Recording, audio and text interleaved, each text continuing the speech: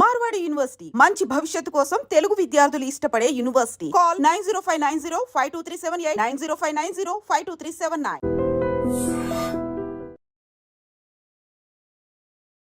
Hi hello నమస్తే, నేను మీ యాంకర్ శివ. వెల్కమ్ టు ఐడర్ మీడియా. ఈరోజు మన ముందున్న గెస్ట్ ప్రోమో చూస్తే ఈ పాటికి మీకు అర్థమైపోయి ఉంటుంది. ఆహాలో హోమ్ టౌన్ అనే సిరీస్ రాబోతుంది. April 4th ప్రీమియర్ అవబోతుంది. ఈరోజు మనతో మాట్లాడడానికి అండ్ హోమ్ టౌన్ గురించి కొన్ని విషయాలు షేర్ చేసుకోవడానికి మన రాజీవ్ కనకాల గారు ఈరోజు మనతో ఉన్నారు. ఆయనతో మాట్లాడి మనకి తెలియని విషయాలు తెలుసుకునే ప్రయత్నం చేద్దాం. అండ్ అదే కాకుండా ఆయన ఇంటర్వ్యూలు కూడా చాలా తక్కువ ఇస్తుంటారు. ఎందుకు తక్కువ ఇస్తుంటారు అండ్ ఏంటి అనే కొన్ని విషయాలు మనకు తెలుసుకునే ప్రయత్నం అయితే చేద్దాం. ఆయన ఎలా ఉన్నారు? హాయ్ శివ, బాగున్నారు, బ్రహ్మాండంగా ఉన్నారు. ఇంటర్వ్యూలు తక్కువ ఇవ్వడానికి కారణం ఏంటంటే లాస్ట్ 1.5 year బ్యాక్ తీసుకున్న డిసిషన్. అంతకుముందు చాలా ఇచ్చాను. పర్సనల్ ఇంటర్వ్యూలు చాలా ఎక్కువ అయిపోయాయి, టూ మచ్ అయిపోయాయి అని చెప్పేసి తగ్గించేసాను. So now I'm only giving professional interviews. అయితే 1.5 year తర్వాత 1.5 year పైన అయిపోయింది. ఇప్పుడు యాక్చువల్గా నేను ఒకళ్ళకి బీబీసీలో, మీకు తెలిస్తే కనుక చెప్పండి, బీబీసీలో ఒక లేడీ ఉంటారు, ఆవిడకి ఇస్తాను. ఆవిడ తెలుసా మీకు? ఐడియా లేదు, కనుక్కోవాలి. ఉంటే కనుక్కొని నాకు చెప్పండి. ఆవిడకి ఫస్ట్ ఇంటర్వ్యూ ఇస్తాను, మిస్ అయ్యాను. బట్ ఎనీవే కాంపన్సేట్ చేసి ఒక ఇంటర్వ్యూ ఇవ్వాలి ఆవిడకి. సో అదొకటి. అంటే కొంచెం మధ్యలో నేను లావ్ అయిపోవడం ఒకటి, లావ్ అయిపోయాను. దానివల్ల ఆ లావ్ అంటే తగ్గిన తర్వాత కొంచెం సన్నబడ్డ తర్వాత ఇద్దాం అనుకున్నా, అలాగే అలానే ఉంటారన్న. మీరు ఎప్పుడు చూసినా సేమ్ అదే. మధ్యలో లావ్ అయ్యాను, లావ్ అయిపోయాను. మీరు bubble gum Roshan cinema release అప్పుడు చూస్తే అసలు ఎలా ఉంది, బుగ్గలు వచ్చి మెడ ఇవన్నీ ఒకే దీంట్లోకి వచ్చేసాయి. సో అప్పుడు చాలా లావ్ ఉన్నా. సో ఇప్పుడు తగ్గాను, దాదాపు 20 kgs తగ్గాను. ఇంకా అదే ప్రాసెస్లో ఉన్నాను. అందుకని చెప్పేసి వెయిట్ చేశాను, అంతే, అంతకన్నా ఇంకేం లేదు. క్యారమ్స్ వచ్చా మీకు? బ్రహ్మాండంగా. మీ హోమ్ టౌన్లో ఆడతారా? పెద్దలతో ఫ్యామిలీతో కూర్చొని అందరం కలిసి ఏదో సరదాగా ఆడినట్టున్నాం. ఏం మాట్లాడతారన్న నార్మల్గా? నేను నార్మల్గా చిన్నప్పుడు క్యారమ్స్ బాగా ఆడేవాడిని, చెస్ ఆడేవాడిని, 10 మనకి రింగ్ ఉంటుంది కదా, రింగ్ అది ఆడేవాడిని. ఆ తర్వాత షటిల్ ఆడేవాళ్ళం. అండ్ ఈ బాస్కెట్ బాల్ అవి నాకు రాదు. క్రికెట్ బాగా ఆడతాను. ఇవి మాత్రమే ఆడేవాడిని. సరదా మనం సరే మొదలెట్టు అయితే. నువ్వు కొట్టు ప్లీజ్, నువ్వు కొట్టు చెప్తా. అన్న నాకు రాదు, నన్ను ఏమనొద్దన్న.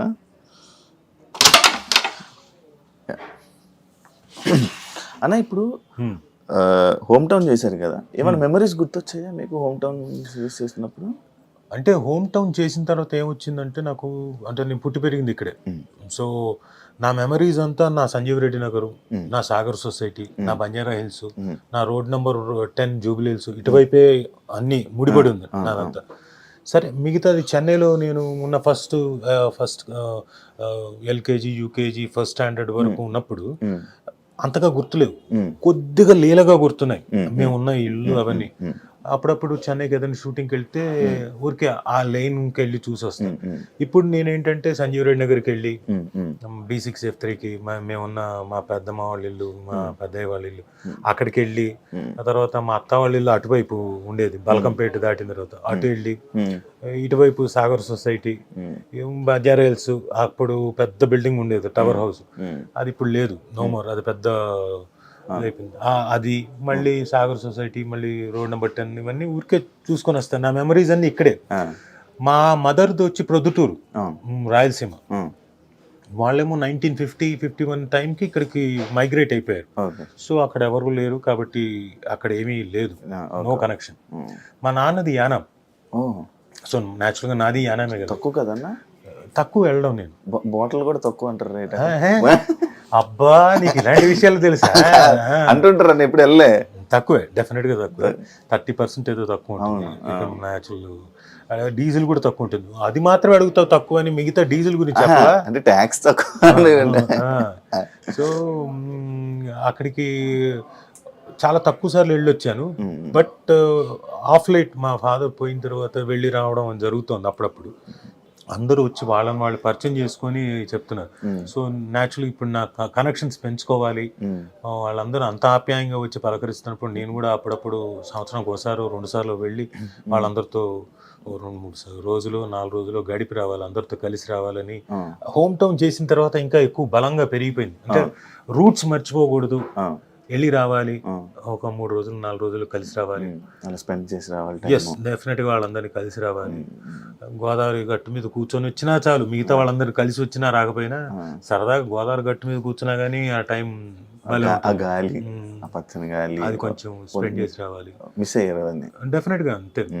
సో వెళ్ళి రావాలి. ఇది ఎందుకంటే నా పిల్లలకు కూడా రేపొద్దున కనెక్షన్ ఉండాలి ఆ ప్రాంతంతో. రేపొద్దున వాళ్ళు ఇక్కడ పుట్టి పెరిగారు. సో ఇప్పుడు ఇంకొక తరం వెళ్ళిపోయిందంటే తర్వాత ఏమవుతుంది, కనెక్షన్ పోతుంది. ఇప్పుడు మా అమ్మ వాళ్ళు ఎప్పుడైతే ప్రొద్దుటూరు నుంచి మైగ్రేట్ వచ్చేసారో అక్కడ ఎవరు లేరు, కనెక్షన్ లేకుండా పోయింది. సో అలా అవ్వకూడదు, ఉండాలి అక్కడ ఎంతో అని చెప్పేసి బలంగా ఉంది. నేను డెఫినెట్గా ఇప్పుడు నేను ఉన్నంత కాలంలోపు కనెక్షన్ బలం చేసుకొని రోషన్ వాళ్ళకు కూడా మనసుకు కూడా ఆ కనెక్షన్ బలం చేసి పరిచయం చేసి అంటే మీకు వీటి గురించి తెలుసా? ఇది రేట్ అంత, వైట్ రేట్ అది 5 పైసలు ఒకప్పుడు ఇది 10 పైసలు, ఇది పావలా. ఇప్పుడు నువ్వు కావాలంటే ఇది 50 పైసలు అనుకో, ఇది రూపాయి అనుకో, ఇది 5 రూపాయలు. ఈ రేట్లు ఎందుకన్నా ఇది నల్లగా ఉందని తక్కువ తగ్గించారా? అలాని కాదు, ఒక దానికి రేటు కాబట్టి ఇటు పెట్టుకో, ఇది 5 పైసలు 50 పైసలు అనుకో, నీ ఇష్టం, మనం అనుకునే దాన్ని బట్టి ఉంటుంది. అదే నార్మల్గా రాజీవ్ కనకాల గారు ఏదైనా సినిమా చేశారంటే ఆ సినిమాలో కానీ లేకపోతే మొత్తం క్యారెక్టర్ ఎండ్ చేసి చనిపోతూ ఉంటారు. పోనీ ఈ సిరీస్ లోనే బతుకుంటారా అని కామెంట్లు మొత్తం ఈ సిరీస్ కింద వచ్చాయి. సరే అది మళ్ళీ సరే వాళ్ళకి జనాలకి ఒక చిన్న సర్ప్రైజ్ ఎలిమెంట్ ఇద్దాం. హోమ్ టౌన్ లో అయినా బతికుంటాడా లేదా సిరీస్ లో అని. సో చూడండి, చూస్తే సిరీస్ మొత్తం చూస్తే మీకు తెలుస్తుంది రాజీవ్ అన్నవాడు ఇందులో బతుకున్నాడా లేదా అని. So very interesting series. అంటే చేసిన అంటే నేను నంబర్ ఆఫ్ క్యారెక్టర్స్ చేశాను, కథ నాకు ఇందులో బాగా నచ్చి నేను వెంటనే అంటే మామూలుగా ఎవరైనా ఏం చూస్తారు, ఆ కథ నచ్చి ఆ కథలో నా క్యారెక్టర్ నచ్చి చేయాలి. నాకు కాదు, నాకు కథ నచ్చింది, తర్వాత నా క్యారెక్టర్ మిగతా. ఎందుకంటే కుర్రాడు మెయిన్, ప్రజ్వల్ అనే కుర్రాడు, శ్రీకాంత్ పల్లె అనే క్యారెక్టర్, నా కొడుకు క్యారెక్టర్ మెయిన్, ఆయన కూతురు క్యారెక్టర్ మెయిన్, నేను ఝాన్సీ గారు సపోర్టివ్ క్యారెక్టర్స్. బట్ డైరెక్టర్ కూడా మాకు స్పేస్ ఇచ్చాడు కాబట్టి, అందులో ఇంప్రొవైజ్ చేసుకోవడానికి ఇంకొక ఎలిమెంట్స్ అవన్నీ ఇచ్చాడు కాబట్టి మాకు కూడా కొద్ది గొప్ప ఎస్ మేము కూడా చాలా మంచి we have done a good job అని ఫీల్ అవుతుంది. ట్రైలర్ చూస్తుంటే కూడా మీరు నడిపించింది కదా అంతలా అని అనిపించింది. లేదు, ఉంటాం డెఫినెట్ గా, ఆ క్యారెక్టర్ కూడా ఉంది, సబ్స్టెన్స్ ఉంది, బట్ మేము ఎంతైనా సపోర్టివే. బట్ అల్టిమేట్ గా మమ్మల్ని కూడా పర్ఫామ్ చేయడానికి అక్కడక్కడ మమ్మల్ని మేము ఇంప్రొవైజ్ చేసుకోవడానికి ఛాన్స్ ఇచ్చాడు కాబట్టి డైరెక్టర్, మేము కూడా ఒక రకంగా మెయిన్ అయ్యాం. మెయిన్ అలా 90s చూసారా సిరీస్? నన్ను క్షమించాలి. 90s లేకపోతే హోమ్ టౌన్ అంటే ఏమంటారు సిరీస్? డెఫినెట్గా 90s సేమ్ బ్యానర్ కదా, సేమ్ నవీన్ మేడారం గారే తీసింది. డెఫినెట్గా చాలా మంచి పేరు. ఒక ఊరు అంటే జనాల్ని ఒక్కసారిగా అలా ఈటీవీ వైపు తిప్పిందంటే 90s. ఓటీటీ వైపు మొత్తం, ఓటీటీ వైపు ఒక సబ్స్క్రిప్షన్ కానీ లేకపోతే మొత్తం పెరిగిపోయిందంటే అది 90s. సో అన్డౌటెడ్లీ అది చాలా డెఫినెట్గా చాలా బాగుంటుంది. అండ్ డెఫినెట్గా ఆహాకి మా తాలూకు ఇప్పుడు ఏదైతే హోమ్ టౌన్ ఉందో సేమ్ ఫ్లేవర్ తగిలింది కొంచెం. అంటే అది టోటల్ మీరు చూసారా? నేను ట్రైలర్ చూసాను. కాదు నేను అంటున్నా 90s చూసాను మొత్తం. దాంట్లో ఏంటి మొత్తం ఎంటర్టైన్మెంట్, మళ్ళీ మన స్కూల్ జర్నీ ఎలా నడిచేది ఏంటి అప్పుడు 90s మొత్తం, మన లైఫ్ స్టైల్ మొత్తం అంతే కదా. అంతకు మించి ఎమోషనల్ పార్ట్ ఏమైనా ఉందా? ఎమోషనల్ టచ్ అంటే కొంచెం లైక్ పేరెంట్స్ లవ్ చేసుకోవడం, ఇలా పేరెంట్స్ అలాంటి అంతా వీళ్ళు బాధపడుతుంది. లైక్ పేరెంట్స్ ఎంత కష్టపడుతుంటారు కదా, పేరెంట్స్ ఎంత కష్టపడి వీళ్ళు ఫీజులు కడుతుంటే వాళ్ళు స్కూల్కి వెళ్ళి వాళ్ళు చేసే పనుల మీద ఒక చిన్న ఎమోషన్ టచ్ అంటే బాగా ఉందా? బాగా ఉంది సినిమాకి తగ్గట్టు, సిరీస్ తగ్గట్టు ఉంది.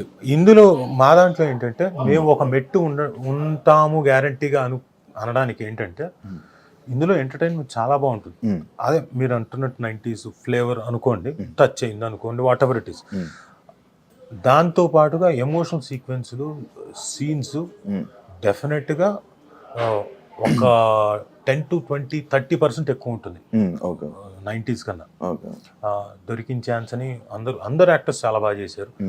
Very good performances from each and every actor and actress.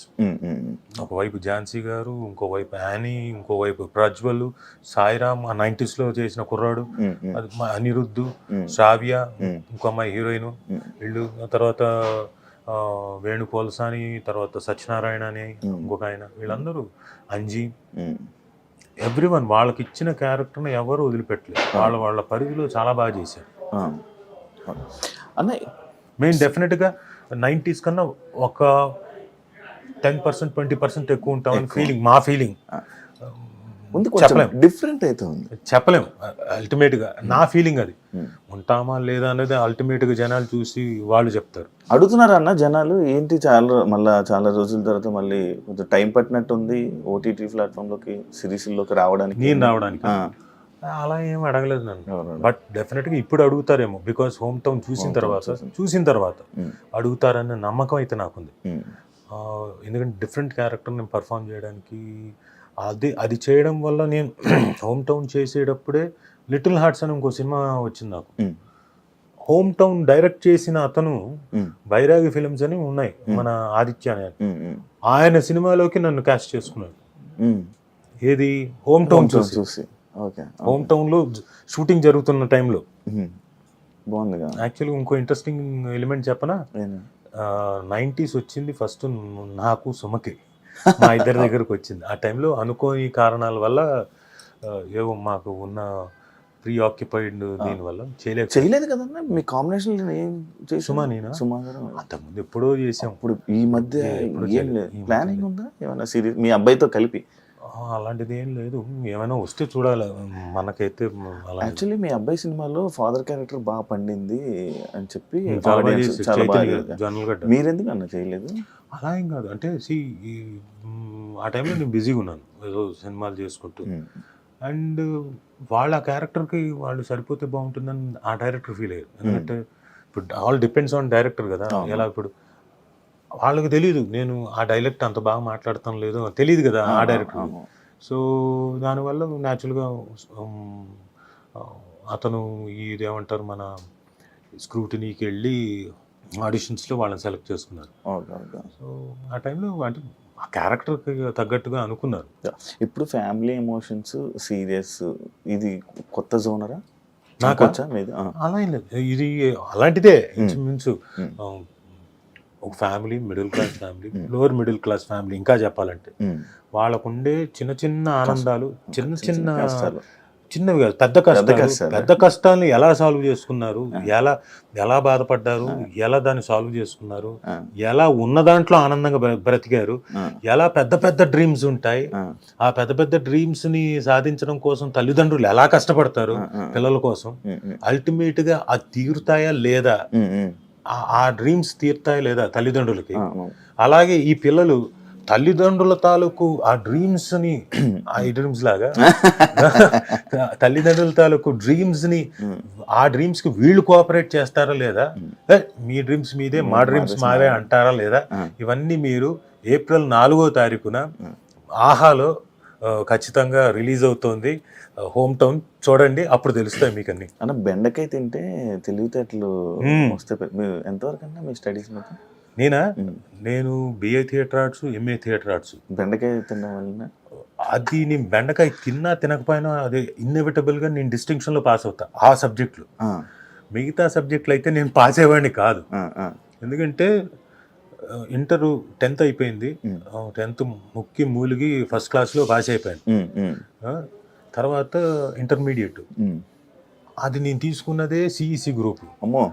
అది కూడా నేను వేస్టే, నాకేమి కుదరదు. ఎటువైపు నుంచి చూసినా నా వల్ల కాదు. అందులో ఎకనామిక్స్, సివిక్స్, కామర్స్ ఇవి నా వల్ల కాదు, అవ్వదు. ఏదో వెళ్ళేవాడిని కాలేజ్ దాకా వెళ్ళేవాడిని, ఏదో సర్టిఫికేట్ కావాలి అంతే. దానికోసం వెళ్తే పక్కన మాకు స్కైలైన్, స్టెర్లింగ్ ఉండే థియేటర్, అక్కడికి వెళ్ళిపోయి ఇంగ్లీష్ సినిమాలు చూసేవాడిని. క్లాస్లోకి వెళ్ళేవాడిని కాదు, మధ్యలో మాత్రం అప్పుడప్పుడు అటెండెన్స్ ఉండాలి కాబట్టి అలా వెళ్ళి వచ్చేవాడిని. సో మొత్తానికి ముక్కి మూలిగి 2nd క్లాస్లో పాస్ అయ్యాను.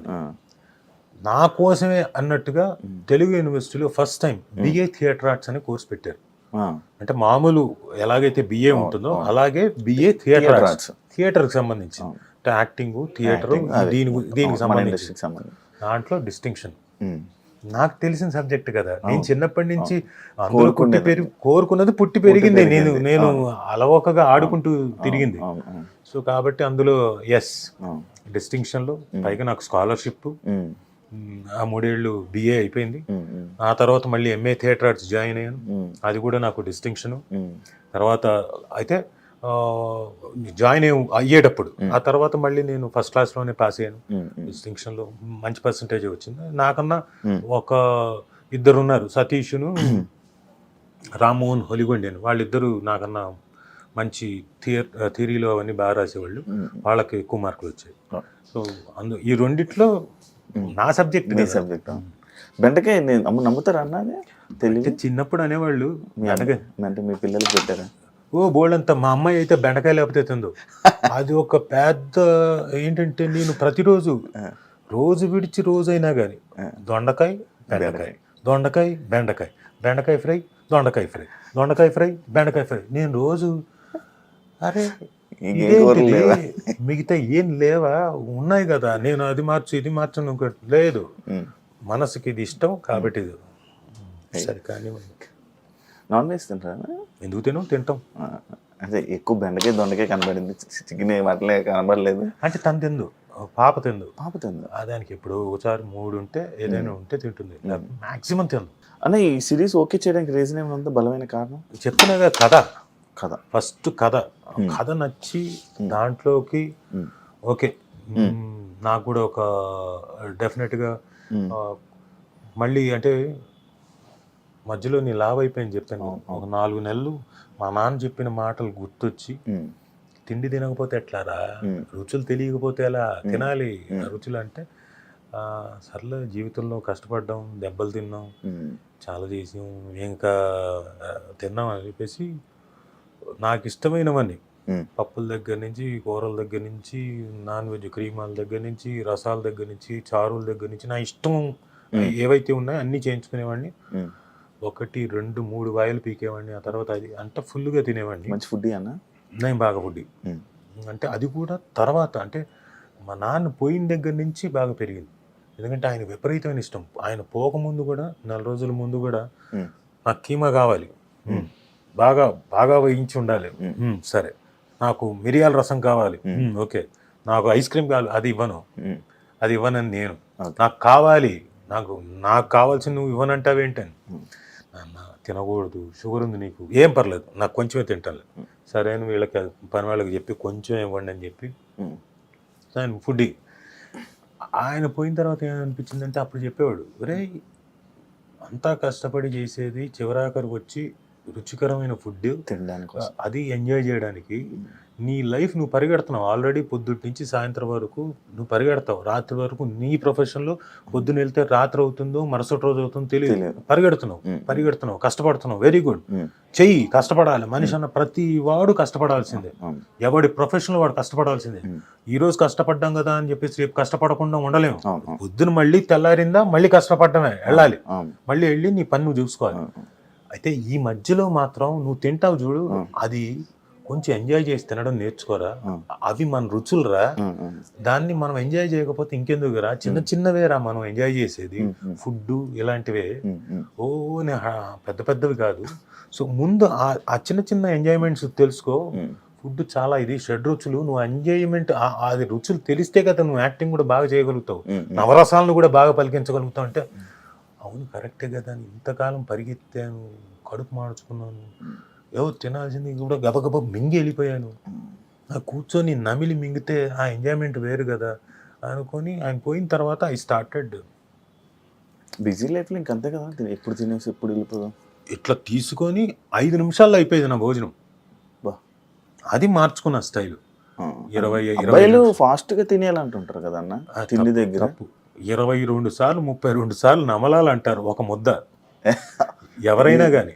నాకు వాళ్ళు పెద్దలు చెప్పిన కాళ్ళు తడి ఆరే లోపల ఫస్ట్ అబ్బాయి ఫాస్ట్ తినేయాలి. పొరపాటును కూడా కాదు. మనం అంటే యంగ్స్టర్స్ ఉంటే లోపల మంచి జీర్ణశక్తి ఉంటుంది కాబట్టి పర్లేదు, వాళ్ళు తిన్నా ఓకే. ఫాస్ట్గా తిన్నా ఓకే. బట్ యూజువల్గా ఏం చెప్తారంటే నెమ్మదిగా నమిలి తినాలి. నమిలి మింగితే లోపలికి వెళ్ళిన తర్వాత జీర్ణశక్తి బాగా ఉండి బాగా డైజెస్ట్ అయ్యి ఒంటికి పట్టాల్సింది పడుతుంది, అవసరం లేని ఎక్స్క్రీట్ అయిపోతుంది. So any time you should have your time. ఎందుకు గంట సేపు బ్రేక్ ఇస్తారు? గంట బ్రేక్ అనేది దేనికి? 10 నిమిషాలు అనొచ్చుగా. గంట ఎందుకు ఇచ్చారు మరి మధ్యాహ్నం గంట సేపు అని?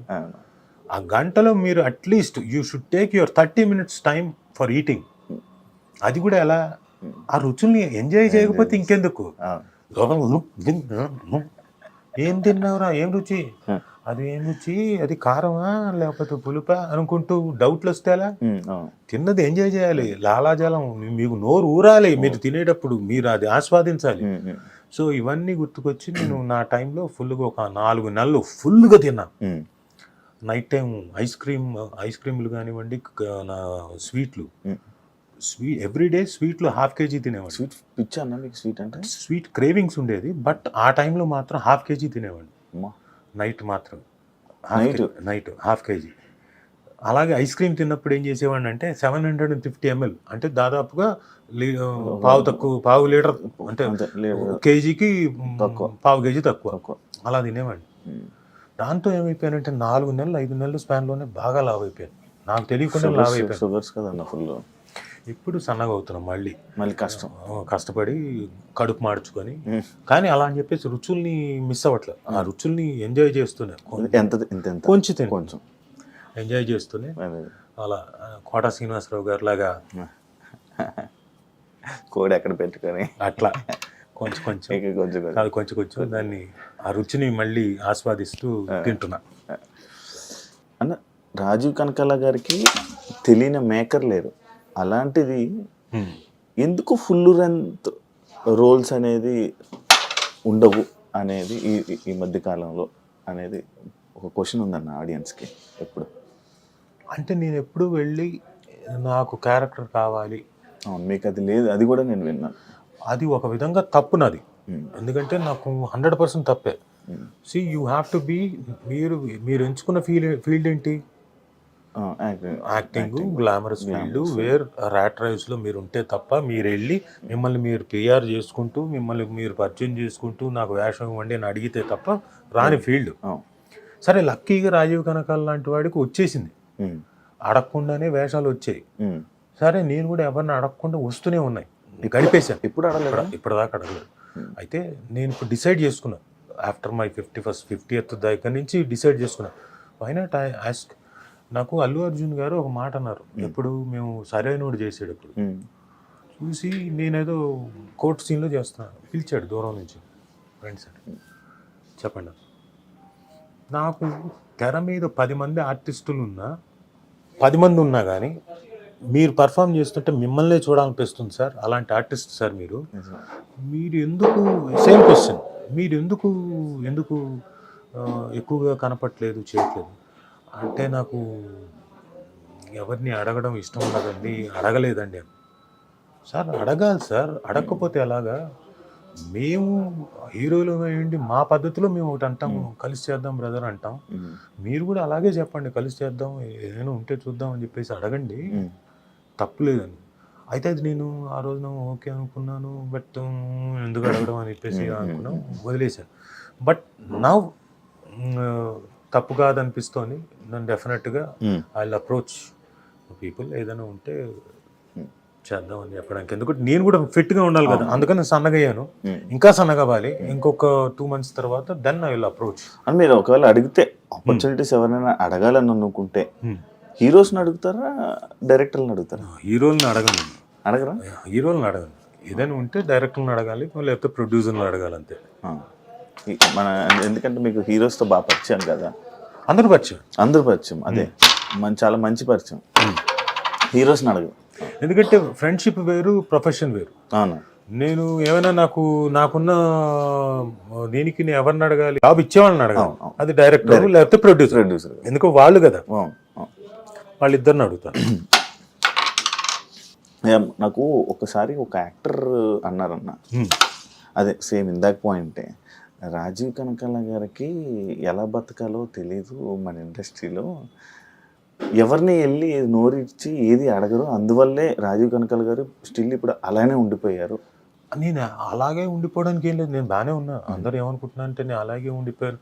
బహుశా వాళ్ళు అనుకుంటున్న ఏంటంటే నేమ్ అండ్ ఫేమ్ వైజ్గా, మనీ వైజ్గా ఇంకా ఎక్కువ వచ్చేదేమో అనుకునే దీంట్లో ఉన్నారు. నేను నాకున్న దాంట్లో నేను సాటిస్ఫైడే. నాకు మంచి క్యారెక్టర్లు వచ్చాయి, మంచి పేరు తెచ్చినవి ఉన్నాయి. 20 ఏళ్ల తర్వాత కూడా నన్ను గుర్తుంచుకునే సినిమాలు ఉన్నాయి, పాత సినిమాలు. సార్ మేము చిన్నప్పుడు మీ సినిమా చూసిన సై సార్, సార్ మీ విక్రమార్కుడు సార్, సార్ మీ స్టూడెంట్ నెంబర్ 1 సార్ అనేవి ఇంకా ఉన్నాయి. 20 ఏళ్ల తర్వాత కూడా గుర్తుంచుకుంటున్నారని మాటలు కాదు కదా ఈ పర్టికులర్ జనరేషన్. సో ఇప్పటికీ గుర్తుంచుకుంటున్నాను, గుర్తుంచుకోకుండా కాదు. సో నేను చేసినవి చాలా మటుకు గుర్తుండి, అంటే ఒక 8 ఏళ్ల క్రితం చేసిన జనతా క్యారెక్టర్ గుర్తుంచుకున్నారు, నాన్నకు ప్రేమతోలో నేను చేసిన క్యారెక్టర్ గుర్తుంచుకున్నారు. సో అలాంటివి ఏం లేదు నాకు. ఫైనాన్షియల్గా అంటారా, ఎస్ అటు ఇటుగా ఉంటుంది డెఫినెట్గా. బట్ నేను ఎవ్రీ ఇయర్ నేను చిన్న సినిమానో పెద్ద సినిమానో చేస్తూనే ఉన్నాను, నాకు డబ్బులు వస్తూనే ఉన్నాయి. అయితే మీరు అన్నట్టు కొన్నిసార్లు ఫేమ్, నేము మెయిన్ స్ట్రీమ్లో కనపడాల్సినంత కనపడలేదు. నేను చాలా చిన్న సినిమాలు చేసుకుంటూ డబ్బులు వచ్చేవి నేను చేసుకుంటూ, అంటే నేను ఎవరిని చేయి చాపి అడగాల్సిన పని లేకుండా నా పని నేను చేసుకుంటూ. ఒకరిని చేయి చాచి అడగడం రాదు అని అంటున్నా. చేయి చాచి అడగక్కర్లేదు, కనీసం నోరు విప్పి అడగాలి. నేను కనీసం ఆ పని కూడా చేయలేదు. సో ఇప్పుడు డెఫినెట్గా ఐ కెన్ డెఫినెట్లీ ఆస్క్, లేకపోతే నా మేనేజర్ని పెట్టి మేనేజర్ ద్వారా అడిగి ఐ ట్రై టు. బట్ అది అడిగే ముందు నేను కూడా ఫిట్గా ఉండాలి కదా, అందుకే ఫిట్గా తయారవడం కోసం ప్రాసెస్లో ఉన్నాను.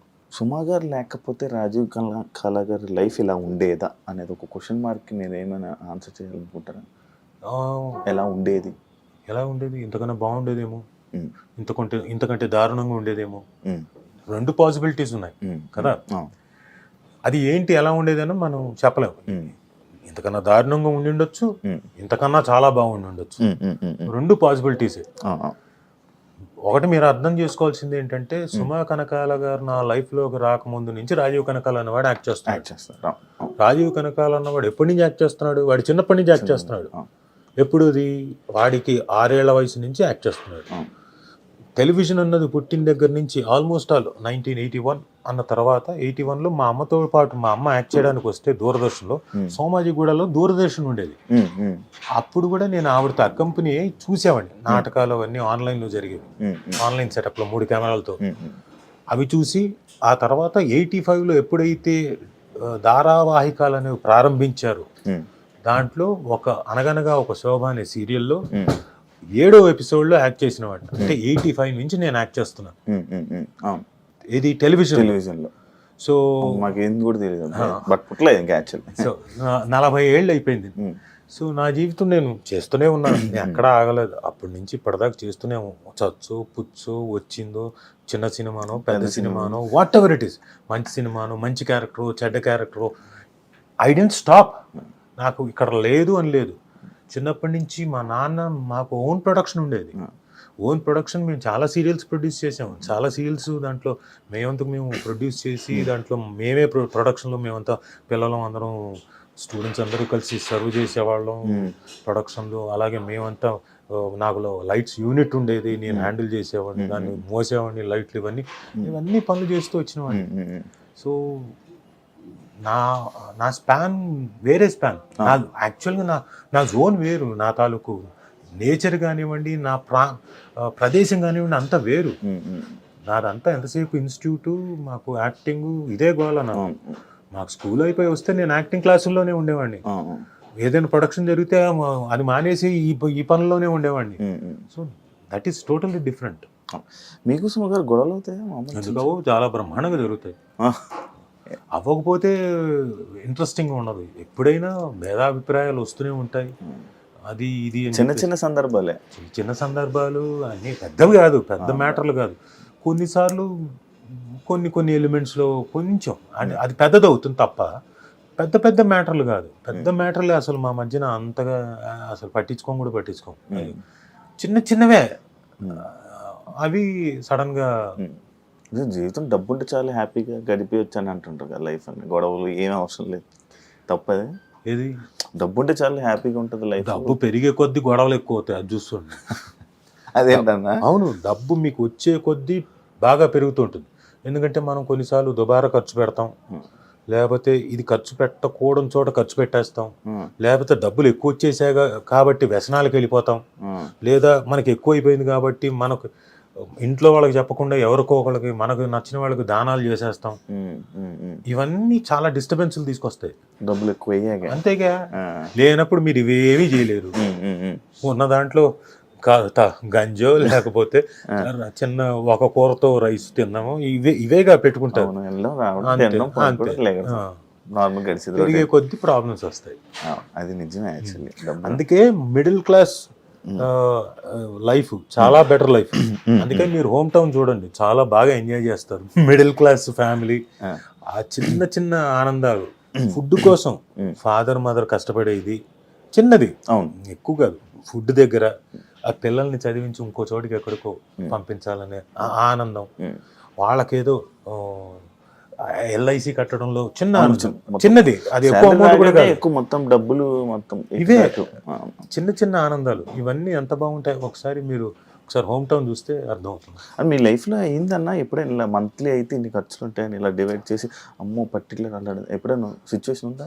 100%. సుమ రాగానే నేను సుమను పెళ్లి చేసుకొని వచ్చిన తర్వాత ఫస్ట్ ఇమీడియట్గా అంతకుముందే మొదలు పెట్టాను నేను. ఎందుకంటే ఎవ్రీవన్స్ లైఫ్ జీరోతో మొదలవచ్చు. ఏది నేను నయా పైసా లేకుండా హైదరాబాద్ వచ్చాను, లేకుండా నేను మొదలు పెట్టాను ఇక్కడ. ఇవన్నీ ఉంటాయి, ఎవరి కష్టాలు వాళ్ళ 100% వాళ్ళ కష్టాలు. అయితే జీరోతో కాకుండా నేను మైనస్ నుంచి మొదలెట్టాను. మా ఫాదరు ఒకనొక ల్యాండ్ కోసం అని చెప్పేసి డబ్బులు ఇంట్రెస్ట్ కోసం తీసుకొచ్చుకొని, బంజారా హిల్స్లో ల్యాండ్ కోసం అని ఇంట్రెస్ట్ కోసం తీసుకొచ్చుకొని 5 రూపాయలు 7 రూపాయలు 10 రూపాయలు వడ్డీలతో 3 రేంజెస్లో అప్పట్లో 88లో తీసుకొని వచ్చి, ఒకటేమో ఏంటి మన ఈనాడు వాళ్ళది మార్గదర్శి చిట్టు ఒకటి కట్టి, దానికి ఇవన్నీ కట్టి దాదాపుగా 50 లక్షలు 60 లక్షలు ఆ రోజుల్లో తీసుకొని వచ్చిన తర్వాత ఆ ల్యాండ్ లేదని తెలిసింది 3 సంవత్సరాల తర్వాత. ఈలోపు ఈ 3 సంవత్సరాలు వడ్డీలు కడుతూనే ఉన్నాం.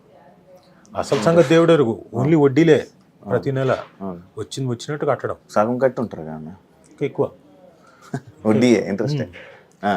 అయితే ఇదంతా ఎప్పుడు తెలిసిందంటే 1992 93 ఆ ప్రాంతంలో. ఇక లేదు ఆ ల్యాండ్ బోగస్ ల్యాండ్, మనకెవరైతే పట్టవారి ఉన్నాడో మోసం చేశాడు, అది లేనే లేదు, అదంతా బోగస్ అనేసరికి మొత్తం పోయింది.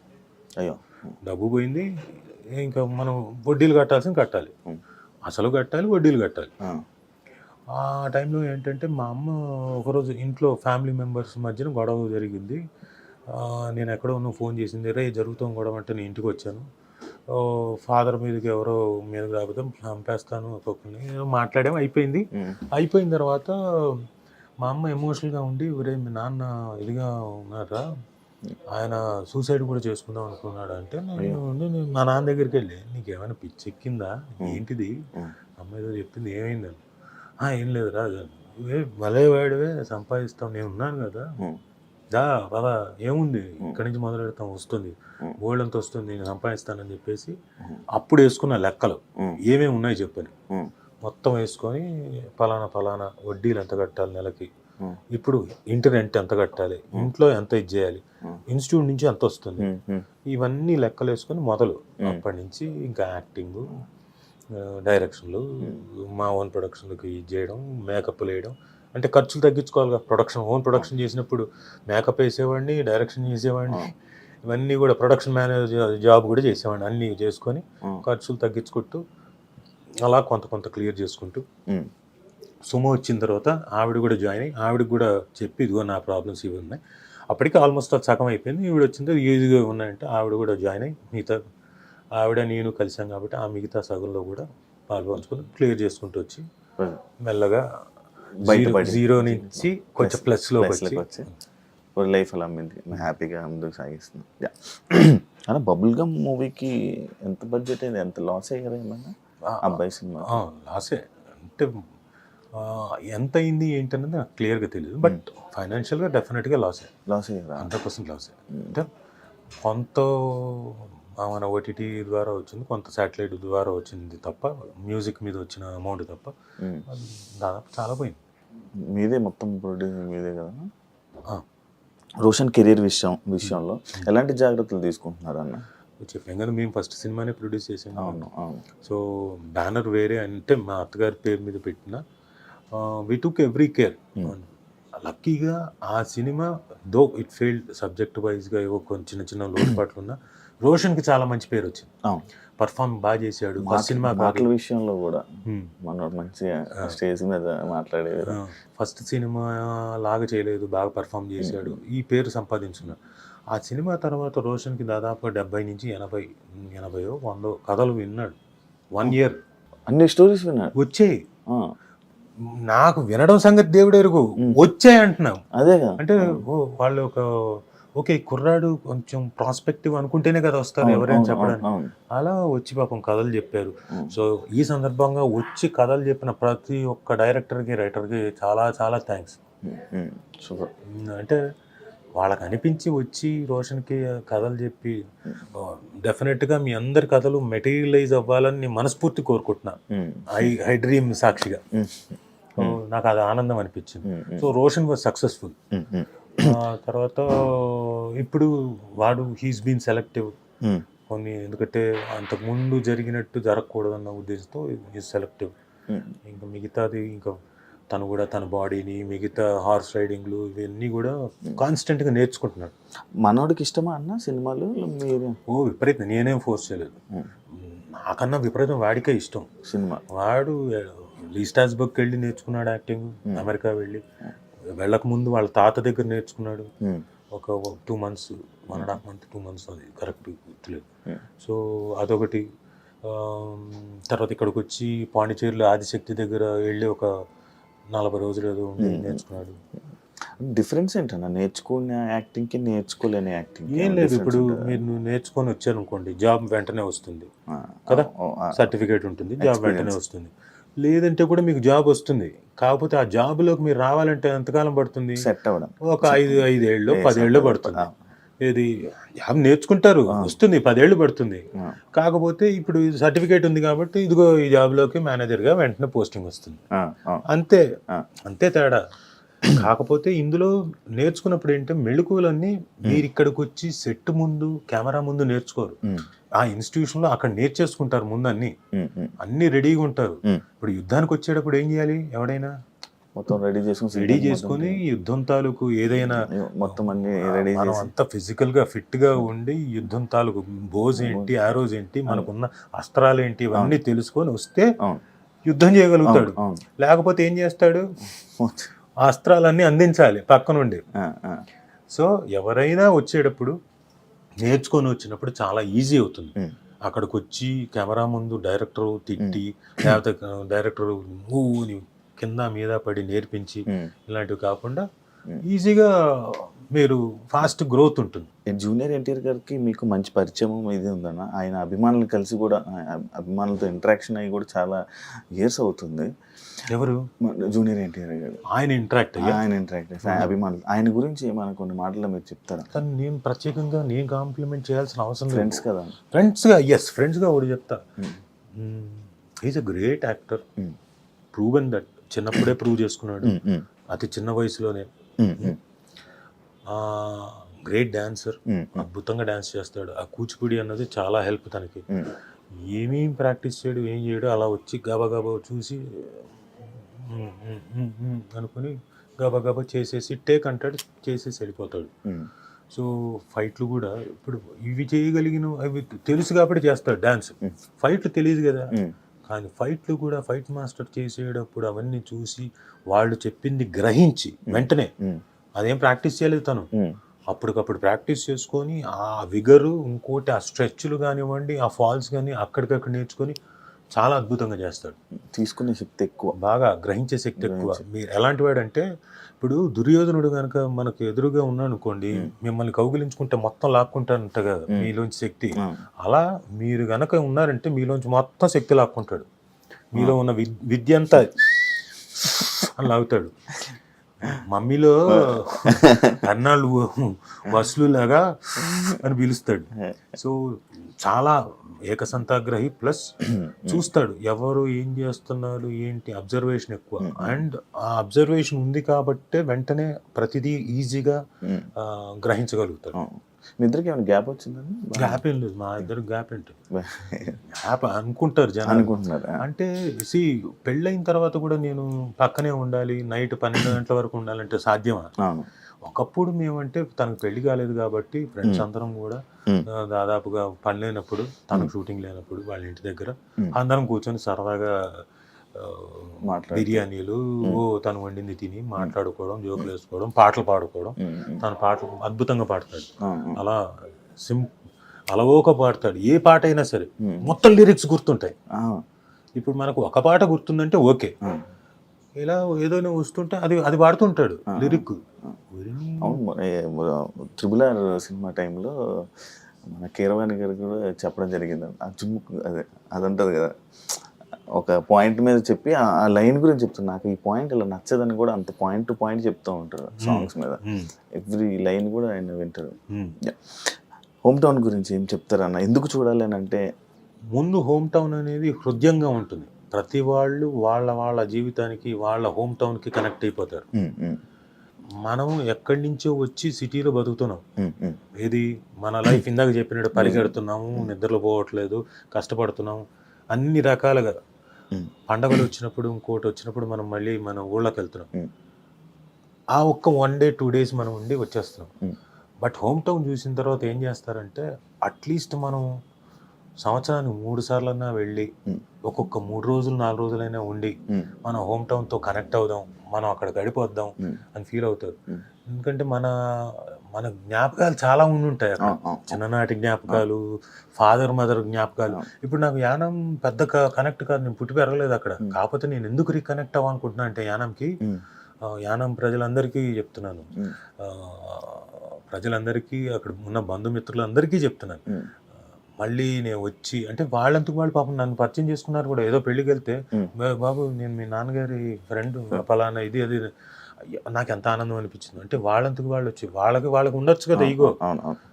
ఆడో కరోనా కొడుకు ఇప్పుడు వచ్చాడు, వాళ్ళ నాన్నగారు లేదు, ఇంతకాలం ఎప్పుడు రాలేదు అనుకోవచ్చు కదా. అలా అనుకోకుండా వాళ్ళు వచ్చి పరిచయం చేసుకుంటున్నారు, మేము పలానా అని. గొప్పగా అనిపించింది. సో నేను వెళ్ళి మళ్ళీ ఇక్కడ నా బంధువులతోటి ప్లస్ అక్కడ ఉన్న ఊరి జనాల్లో చాలామంది మా నాన్న ఫ్రెండ్స్ తోటి వాళ్ళందరితో వచ్చి కనెక్ట్ అవ్వాలనుకుంటున్నా. ఇప్పుడు 2 సంవత్సరాలకు 3 సంవత్సరాలకు వెళ్తున్నా ఊరికి. ఏదైనా ఫంక్షన్ ఉంటే, నవమి ఉంది, శ్రీరామనవమి ఉన్నప్పుడు వెళ్ళా, ఆ తర్వాత వెళ్ళలేదు. నేను ఏదో మధ్యలో పెళ్ళి ఉంది, ఒక రోజు వెళ్ళాను, జస్ట్ వెళ్ళి వచ్చేసాను. సో ఇప్పుడు అలా కాదు, సంవత్సరానికి 2 సార్లు అన్నా, సంక్రాంతికి ఒక పండగ టైం ఒక 3 రోజులన్నా స్పెండ్ చేస్తే వీళ్ళందరితో స్పెండ్ చేయడానికి నాకు ఆపర్చునిటీ వస్తుంది. సో అందుకని అలా అనుకుంటున్నా. అది నాకు ఈ హోమ్ టౌన్ చేయడం ద్వారా బాగా ఎక్కువ ఫీల్ అవుతుంది. గుర్తు ఈ కనెక్షన్ ఏమవుతుందంటే, రేపు పొద్దున నా పిల్లలకి, రోషన్కి కానీ మనస్వినికి కానీ, అది నేను వాళ్ళకి కనెక్ట్ చేయగలుగుతాను. లేకపోతే నేనే వెళ్ళకపోతే వాళ్ళకేం కనెక్ట్ చేస్తాను. మీ ఫ్రెండ్స్ సర్కిల్ ఎక్కువ అన్నా? ఒకప్పుడు బాగుండేది, నాకు మామూలుగానే తక్కువ. అంటే నాకు వెరీ లిమిటెడ్, చాలా సెలెక్టివ్ ఫ్రెండ్స్. ఎక్కువనే friends circle. Thank you so much అన్న, ఇంటర్వ్యూ ఇచ్చినందుకు. మంచి సక్సెస్ అవ్వాలని సిరీస్, మంచి జనాల్లోకి వెళ్ళి మంచి నేమ్ వచ్చి ఇంకా ఎక్కువ సిరీస్తో మళ్ళీ తెలుగు ఆడియన్స్ మంచిగా ఎంటర్టైన్ చేయాలని మనస్ఫూర్తిగా కోరుకుంటున్నాను. Thank you so much. ఏం కలకలేదే? ఏమన్నా ఏదో కాంట్రవర్షియల్ క్వశ్చన్తో మీరు మొదలెడతారు కదా, అదే ఇంకా రాలేదు ఏంటని? లేదన్నా, అలాంటివి అనుకోలేదు నా మీద. అన్న లేదన్నా, మొన్న కూడా సుమ గారిని ఇంటర్వ్యూ చేద్దామంటే, నీ ఇంటర్వ్యూకి వస్తానని నేను ఎలా అనుకుంటున్నావు శివ? లైక్ కాంట్రవర్సీలు అంటే ఏమైపోతుందంటే, ఇంటర్వ్యూ ఇవ్వడానికి ఎవరైనా సరే ఈ మధ్యకాలంలో ఆర్టిస్టులు కానీ ఎవరో ఒకరు సడన్గా ఫేమస్ కావాలనుకున్న వాళ్ళు డెఫినెట్గా వచ్చేస్తారు.